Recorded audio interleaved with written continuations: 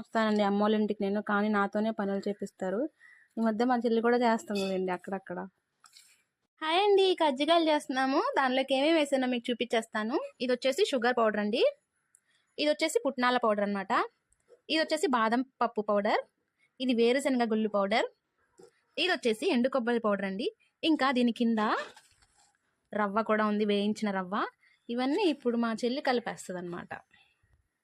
మొత్తం కలిసేలాగా కలిపేసుకోండి నీట్గా. షుగర్ మీరు పౌడర్ చేసుకునేటప్పుడు పంచదారలో కొంచెం యాలకులు వేసుకుని పౌడర్ చేసుకోండి. అందరికీ తెలిసిందని అనుకోండి, బట్ ఊరికి చెప్తున్నాను అంతే. గుప్పిడితో